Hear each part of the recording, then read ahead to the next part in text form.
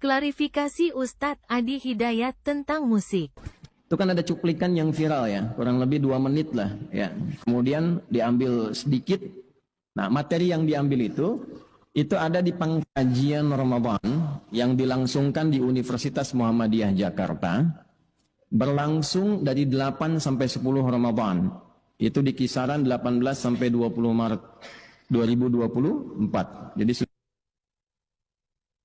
isi materi sesi 4. Bukan hanya saya, ada juga saudari Ustazah Oki Siana Dewi itu, ya, karena itu talk show sifatnya. Dan ini yang penting, jamaah yang datang itu bukan kalangan awam, bukan yang tidak tahu ilmu, tapi utusan dari setiap provinsi se-Indonesia. Di situ ada majelis tarjih yang bagian konstruksi hukum fikih, ada beberapa profesor, ada mubalig, ada macam-macam dan sebagainya. Karena sifatnya pengkajian, bukan pengajian.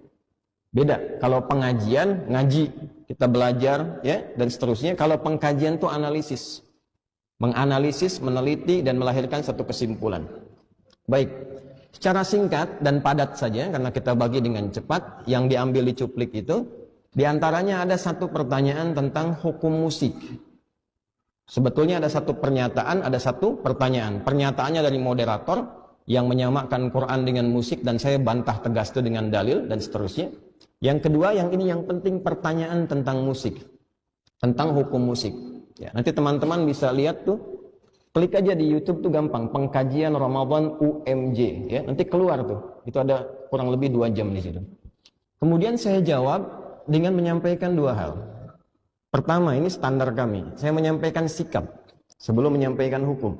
Sikap saya terhadap musik, karena saya ini senang Quran, cinta Quran, dan berharap menjadi bagian dari ahli Quran, maka posisi saya menjauhi musik karena saya tidak suka musik. Gelombang musik itu nggak sama dengan gelombang Quran. Itu poin saya.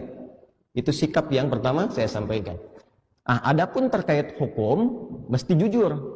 Disampaikanlah bagaimana pandangan ulama tentang hukum itu. Walaupun kita punya sikap berbeda, hukum harus disampaikan. Antum mau kunut, boleh, tapi antum sampaikan dalil yang tidak kunut. Supaya nanti saat ada orang tidak kunut, antum mengerti. Anda tidak kunut, boleh. Tapi ketika Anda tidak kunut pun harus disampaikan dalil yang kunut bagaimana. Supaya tidak mencela ketika orang menunaikan kunut. Maka saya sampaikan kemudian pendapat-pendapat ulama terkait dengan hukum musik itu pada 3 aspek utama. Ada yang mengharamkan mutlak, ada yang menghalalkan mutlak, ada yang menghalalkan dengan catatan. Saya uraikan secara singkat karena waktunya terbatas. Yang mengharamkan ini dalilnya, ini turunannya.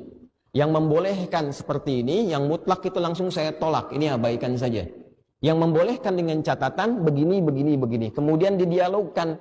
Ya, yang satu saya turunkan ini yang surat Luqman ayat 6. Kemudian sampailah pada titik surat Asy-Syu'ara.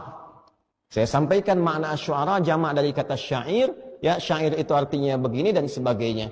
Nah, yang dicuplik itu yang itunya aja tuh.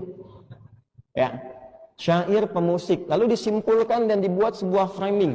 Ada surat musik di Quran, Ustadz ini menghalalkan musik. Nah, itulah yang terjadi.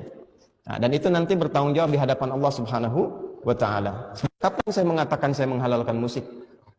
Dan sejak kapan saya mengatakan saya mengharamkan musik? Sikap saya jelas, saya menjauhi musik, saya tidak suka musik. Hanya pendapat ulama seperti ini. Jelas sampai sini? Nah, jadi kalau ada yang motong-motong, ada yang mencela dan sebagainya, itu semua bertanggung jawab di hadapan Allah.